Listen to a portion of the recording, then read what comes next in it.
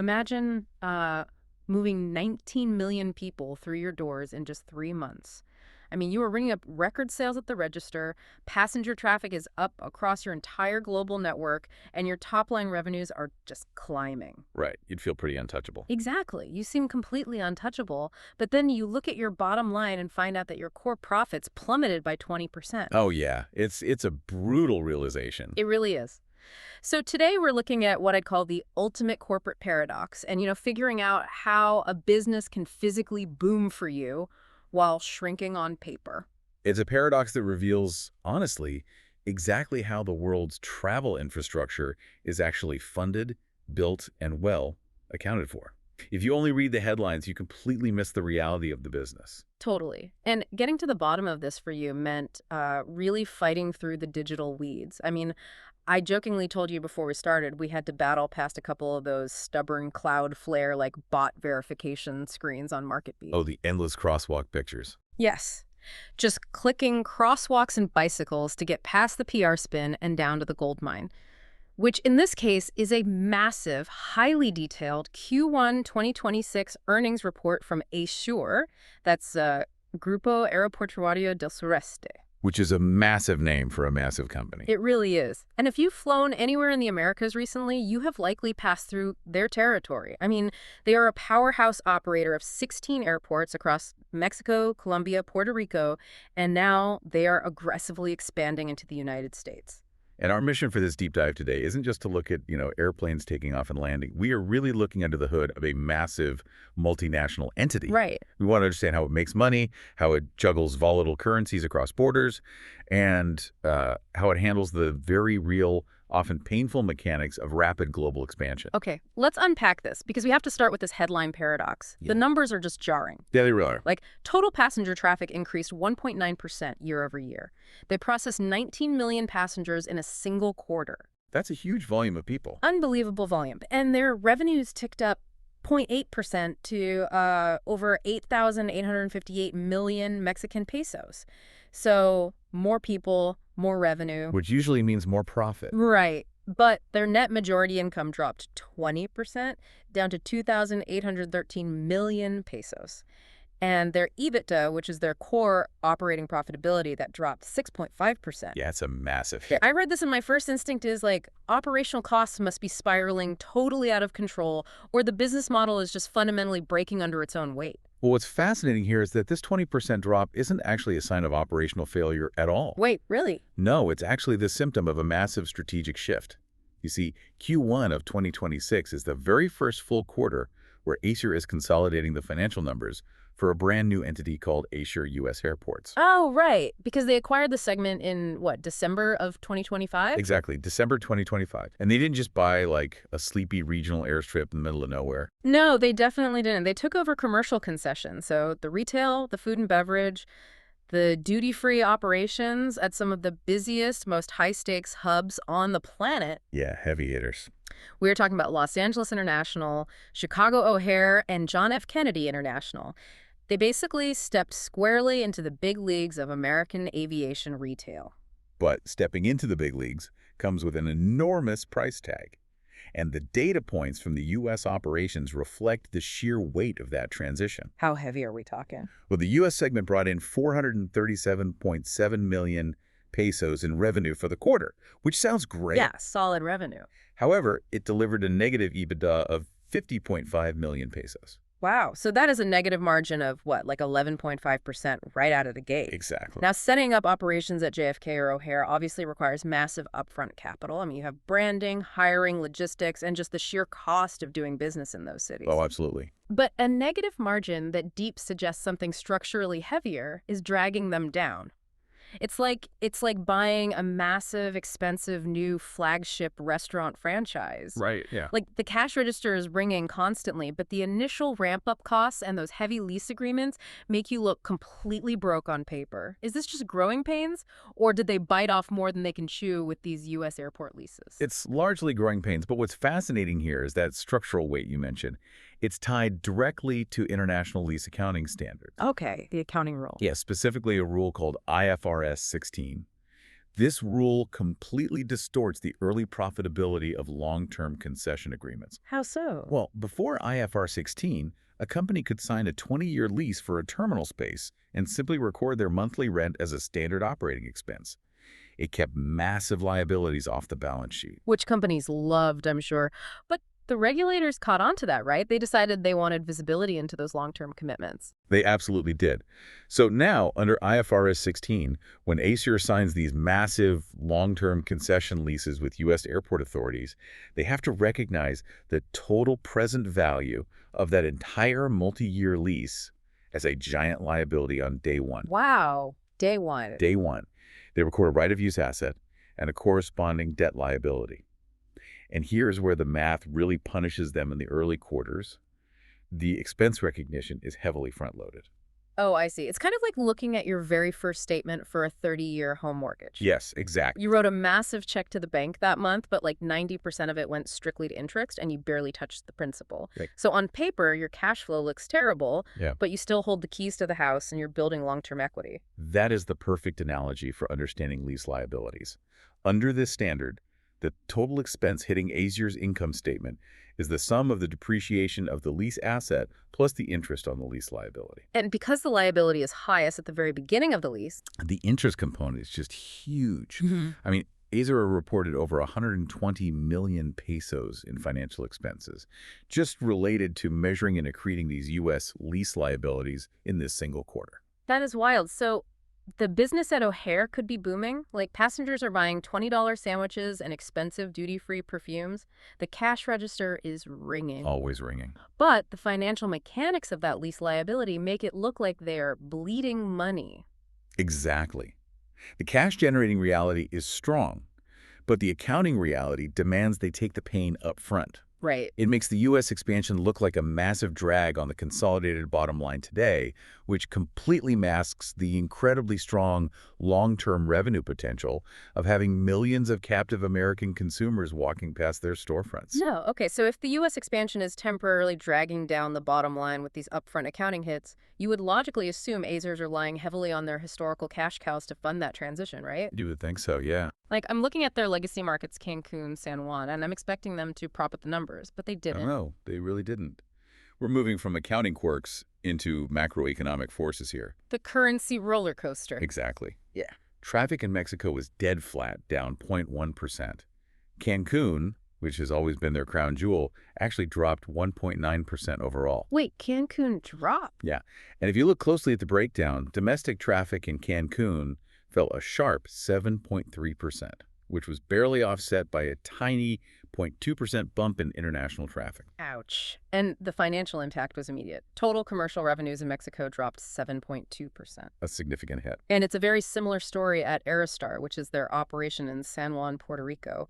Traffic dropped 2.2%, and revenues fell 4.7% to 1,259 million pesos. Right. But here's where it gets really interesting for you as a listener. I'm looking at these sluggish revenue numbers in Mexico and Puerto Rico, and I'm comparing them to the macroeconomic landscape. I mean, ASUR is a Mexican company. They report their final earnings in Mexican pesos. They do, which introduces a massive variable. Right, because a year ago, in Q1 2025, the exchange rate was hovering over 20 pesos per US dollar. By Q1 2026, the peso had strengthened significantly, dropping to about 17.5 pesos per dollar. A very strong peso. Exactly. Normally, a strong domestic currency is a sign of economic health. But looking at this balance sheet, it seems like the strong Mexican peso is actually gutting their reported revenue. Shouldn't they be popping champagne over a strong peso? Well, we can call this the foreign exchange trap, or specifically translational FX risk. Okay, break that down for us. When a parent company consolidates its earnings in a strengthening home currency like the peso, but a massive portion of its actual daily operations are conducted in foreign currencies. Like US dollars in Puerto Rico. Exactly. Yep. That domestic strength actually becomes a severe liability on the spreadsheet. Because you are translating strong US dollars into an even stronger Mexican peso, Right. which naturally yields fewer total pesos at the end of the calculation. Precisely. Let's trace the mechanics of a single dollar earned in Puerto Rico to make it clear. The San Juan airport operates entirely within the U.S. dollar ecosystem. Right. Because Puerto Rico uses the US dollar. Exactly. Landing fees, retail leases, passenger charges, all dollars. So Let's say Aerostar earns $1 million. In Q1 2025, when the accountants in Mexico City consolidated that revenue for the quarterly report, that $1 million was booked as roughly 20 million pesos. But today, that exact same $1 million of physical business in San Juan is only worth 17.5 million pesos on the consolidated report. Exactly. So the physical business didn't shrink by a single passenger or a single cup of coffee, the translation did. Right. It wiped out 12.5% of that revenue's reported value instantly. Just gone. Wow. And this phenomenon isn't isolated to Puerto Rico either. Cancun is geographically in Mexico, meaning the transactions happen in pesos, but the entire local economy is fundamentally tethered to the American tourist bringing in dollars. Right, international airlines pay their fees relative to the dollar. The duty-free shops price their high-end luxury goods relative to the dollar. Everything is dollar adjacent. So when the peso strengthens from 20 to 17.5, the purchasing power of the American tourist in Cancun drops significantly. That $100 they budgeted for souvenirs simply buys fewer pesos. Which translates to a lower volume of high-margin retail sales. Now, operationally, ASUR does maintain U.S. dollar reserves. They aren't foolish enough to physically convert every dollar into a peso just to pay it back out for dollar-denominated debts or U.S. expansion costs. Right, that would be terrible cash management. It would. However, we are looking at a consolidated earnings report here. International financial reporting standards require them to present a unified picture of the entire corporate entity in its functional reporting currency. So even if the cash never actually leaves a bank account in San Juan. Its value must be mathematically translated at the end of the quarter to show the shareholders the total value of the company in pesos. That is fascinating. So the FX trap is basically unavoidable at the reporting level. It takes a relatively flat operational quarter in Mexico and Puerto Rico and makes it look like a significant contraction. Exactly. It's a spreadsheet reality, not a cash reality. Okay, so the U.S. is a long-term play buried in lease accounting, and Mexico and Puerto Rico are caught in this currency trap. But we still have to account for that 1.9% overall global passenger growth. Where is the actual physical momentum happening? The physical growth engine right now is entirely in South America. Oh, really? Yeah. Their Colombian subsidiary, Airplan, is undergoing just an explosive expansion. The numbers coming out of Colombia are staggering. I was looking at this. Passenger traffic spiked an incredible 11% to nearly 4.5 million passengers. Huge growth. Domestic traffic within Colombia jumped 12.1%, and international was up 7.7%. And they are rapidly building out the physical infrastructure to capture that sheer volume of humanity. I mean, over the last year, they opened 34 new commercial spaces across their Colombian airports. 34? That's a lot of storefronts. It is. We are seeing major investments in teleservices, expanded food and beverage footprints, and high-end retail. And they aren't just opening up a few extra coffee kiosks either. They recently signed Addendum Known 27 to their concession agreement. Right, the capacity expansion. Yeah, this represents a massive capacity expansion at the Jose Maria Cordova Airport. The addendum commits them to over 164,000 million Colombian pesos in major capital expenditures. That is a massive investment. They're all building new check-in modules, installing advanced baggage handling systems, and expanding the international immigration areas. So the volume is undeniable. The retail footprint is expanding rapidly, and they are upgrading the core infrastructure to handle a massive influx of future traffic. It is just a phenomenal physical expansion story. Which, ironically, brings us right back to the ultimate corporate paradox we started with. Oh yeah, the profit drop. Exactly. Despite 11% more passengers, 34 brand new stores ringing up sales, and massive terminal upgrades, Colombia's operating profit plummeted 39% in this quarter. 39%. I'm reading this thinking, it's like throwing a sold-out concert where the premium tickets are gone, the merchandise is flying off the shelves, and the next day your accountant tells you you're in the red. Well, let me break down that spreadsheet illusion for you. The 39% drop is entirely driven by a sudden, massive spike in their depreciation and amortization expenses. Okay, amortization. Yeah. Because of a shift in their accounting methodology, those specific expenses in Colombia artificially skyrocketed by 139.9% in a single quarter. Now, I know they changed their concession amortization method back in Q3 of 2025, but what specifically changed in that formula to trigger a 140% jump in expenses? I mean, that doesn't just happen by accident. No, it doesn't. Prior to the change, they were likely amortizing the value of their Colombian concession assets over a standard straight-line timeline perhaps tied directly to the strict chronological end date of their government contract. Okay, so just spreading the cost evenly over time. Exactly.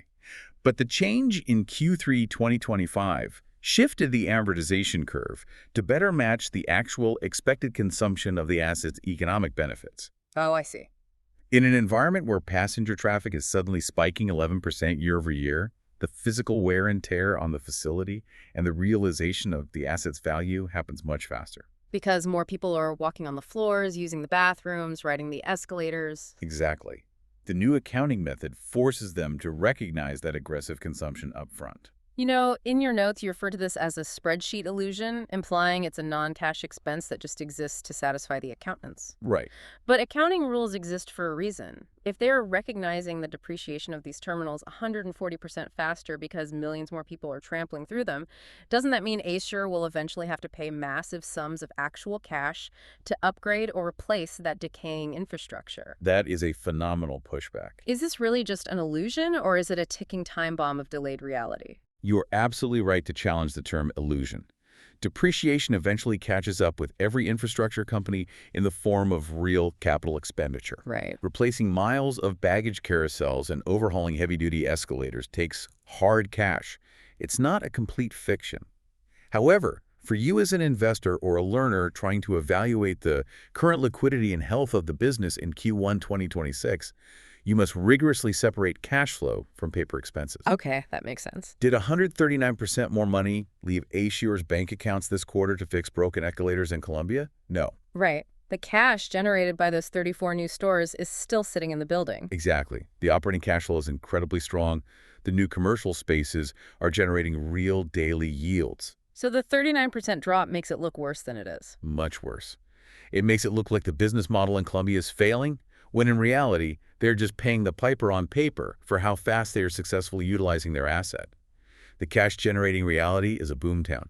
The accounting reality is a severe penalty for that exact same growth. That distinction between cash flow and paper profits is just crucial, because if you combine the U.S. lease accounting hits, the foreign exchange trap shrinking Mexico and Puerto Rico's revenues, and the amortization penalty in Colombia, The top-level numbers look terrifying. you really do. So how is this company actually staying fundamentally healthy, let alone aggressively funding these massive global expansions? They survive and actually thrive through a relentless focus on two critical pillars: Which are? extracting maximum value out of every single person who walks through their doors, and managing their debt profile like an absolute fortress. Okay, let's look at the revenue extraction first. Yeah. The industry calls this non-aeronautical revenue. And even with passenger traffic completely flat in their most profitable historical market, ASUR's commercial revenue per passenger actually increased 4.7% globally Yep. to 153.6 pesos per person. They are essentially wringing more water from the stone. They really are. They aren't just relying on airlines to pay landing fees and terminal charges. They are monetizing every conceivable square inch of the passenger journey. It's the art of the hustle. Exactly. They utilize dynamic pricing for parking, they push premium VIP lounge access, they take a percentage of gross sales from their retail and food tenants. Like, if a massive storm delays flights out of Cancun by 3 hours, the airlines might be bleeding money, but ASUR's registers are ringing non-stop at the terminal bars and restaurants. It is the ultimate captive audience model. You cannot always control the macroeconomic forces dictating how many tourists decide to fly to your city. Right. But you can heavily control the density, the quality, and the temptation of the retail environment. Those tourists are trapped inside while they wait for their gate to open. But building out that high-end environment, especially the new U.S. footprint, takes a mountain of capital. And when I read the financing section of this report, I was genuinely alarmed. Oh, the debt numbers? Yeah. In Q1 2026, ASUR reported a massive comprehensive financing loss of 466.2 million pesos, compared to a gain last year. Their interest expenses shot up 168%. Surface level, a 168% jump in interest expense is a glaring red flag for any business. It is. And they took out two massive Mexican loans in 2025, one for 9,500 million pesos and another for 6,390 million pesos, literally right before the U.S. acquisition closed. Yep. You keep calling this a calculated transition, but taking out billions in new debt right before entering the most brutal, competitive airport market in the world looks like a massive gamble to me. What am I missing here? Are they leveraged to the breaking point? Well, if we connect this to the bigger picture, You are missing their liquidity ratio. Despite taking on billions in new loans from major institutions, their net debt to LTM EBITDA ratio is incredibly safe. Okay, let's break that metric down for clarity. LTM EBITDA stands for the last 12 months of earnings before interest, taxes, depreciation, and amortization. Right. It's essentially a measure of how much raw operating cash the business generated over the last year. Exactly. And the ratio measures how many years it would take the company to pay off all its net debt if its earnings stayed perfectly constant. Most massive infrastructure companies like utilities, toll road operators, airports are highly capital intensive and are very comfortable operating at a 3x or 4x ratio. So 3 or 4 years to pay it off. Right. But Easter's ratio is sitting at just 0.8x. Wait, 0.8. So they could pay off all their net debt with less than 10 months of standard earnings. Yes. And the reason that net debt number is so impressively low is because of the cash they are holding in reserve. They are sitting on a war chest of 13,811.7 million pesos in pure cash and cash equivalents. Oh, wow. So the interest expense spiked 168% because they borrowed a mountain of cash, but they haven't actually burned through that mountain yet. They are holding it. Exactly. They borrowed heavily when the credit markets were favorable, stacked the cash, and are deploying it strategically. That makes so much more sense. They are heavily leveraged on the liability side of the balance sheet, but they're incredibly liquid on the asset side. They have the cash buffer to easily ride out the IFRS 16 integration costs in the United States. Right. They have the cash to weather the translational FX trap of a strong Mexican peso. It's not a reckless gamble. It's building a fortress balance sheet so you don't get wiped out by a single turbulent quarter during a massive global transition. Wow. So what does this all mean for you listening? When you strip away the noise of the Q1 2026 earnings report, ASUR is really a masterclass in reading past the headlines. It really is. I mean, a 20% drop in net income looks like a major stumble to a casual observer. But underneath, it's the calculated cost of breaking into LAX, JFK, and O'Hare. Exactly. It's the mathematical friction of translating strong U.S. dollars into an even stronger Mexican peso. Yeah. It's the non-cash penalty of recognizing the massive physical wear and tear of a booming Colombian aviation market. Yep. And they're navigating all this turbulence while sitting on enough cash to cover their entire net debt load in less than a year. It proves that you have to thoroughly understand the underlying mechanisms. The lease structures, the currency consolidation rules, the amortization schedules to know if a business is actually failing or simply transforming into a global infrastructure titan. Very well said. And actually, this raises an important question, something for you to mull over the next time you wheel your suitcase past a security checkpoint. Oh, I love these. Let's hear it. Well, as ASUR and companies like it relentlessly expand their non-aeronautical revenue, putting dozens of new storefronts in Colombia and taking over massive commercial concessions at JFK, it becomes entirely obvious that airports are no longer just transportation hubs. No, they definitely aren't. They are high-end, captive audience shopping malls that just happen to have runways attached to them. Wow. So the physical architecture is shifting to reflect the realities of the balance sheet. Exactly. How will this relentless push to maximize commercial revenue per passenger change the fundamental architectural design of the airports you'll be flying out of in the next decade? That's a great question. If the real margin is in retail, food, and teleservices, will the boarding gates eventually become a mere afterthought? We might be entering an era where the retail labyrinth is the actual destination, and your flight is just the exit door. A luxury shopping mall with a departure gate at 30,000 feet. I absolutely love that perspective. Well, thank you for joining us on this deep dive. It is always a thrill to cut through the digital noise, get into the real numbers, and figure out how the global economy actually works with you. Always a pleasure. Keep looking under the hood, keep questioning the headlines, and we'll see you on the next deep dive.